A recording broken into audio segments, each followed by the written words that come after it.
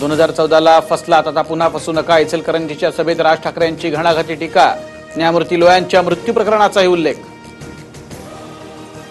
औरंगाबादेत मुख्यमंत्र्यांच्या सभेत पावसामुळे खोळंबा, वादळी वारामुळे कापडी कंपाऊंड गेलं उडून, बसण्याच्या खुर्च्या लोकांनी धरल्या डोक्यावर.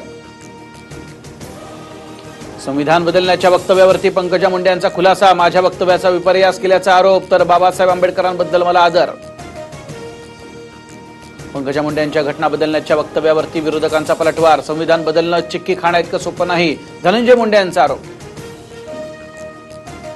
2019ची निवडणूक शेवटची निवडणूक, यापुढे कोणतीही निवडणूक लढवणार नाही, सुशीलकुमार शिंदे यांची सोलापुरात घोषणा.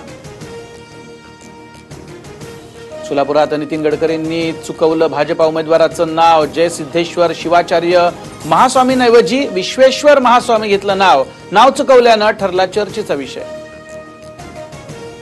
पंतप्रधान मोदींचा हाय व्होल्टेज रोड शो दरम्यान मोदीच्या जयघोषानं दणाणली भुवनेश्वर नगरी. मोदींच्या ताफ्यावरती समर्थकांकडनं फुलांचा वर्षाव. लखनौमध्ये राजनाथ सिंह यांनी भरला उमेदवारी अर्ज. भव्य शक्ती प्रदर्शन करत काढला रोड शो. राज्यवर्धन सिंग यांनी देखील जयपूरमध्ये भरला उमेदवारी अर्ज. शत्रुघ्न सिन्हांच्या पत्नी पूनम सिन्हा समाजवादी पार्टीमध्ये दाखल. लखनौमधनं राजनाथ सिंहांच्या विरोधात लढणार. तुमची मतं वाटली जात आहेत, एकत्र आल्यास मोदींना हरवू शकू. मुस्लिम मतं मागत नवज्योत सिंग सिद्धू यांचं पुन्हा वादग्रस्त विधान. यंदाच्या लोकसभा निवडणुकीत मुंबईसह नवी मुंबई पोलीसही करणार मतदान.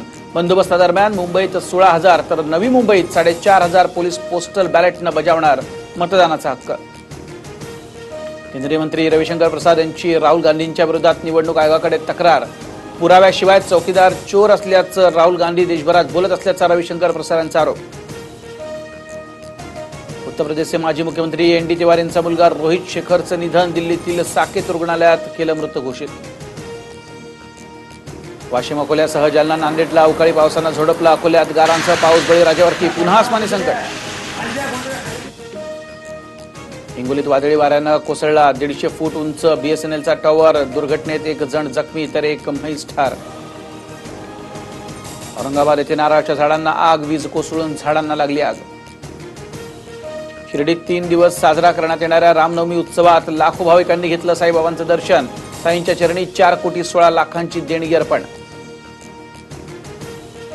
फ्रान्समधील जगप्रसिद्ध नोट्रडाम कॅथेड्रल चर्च सापडला आगीच्या भक्ष्यस्थानी. आगीत चर्चचं छत जळून खाक, आगीचं कारण स्पष्ट.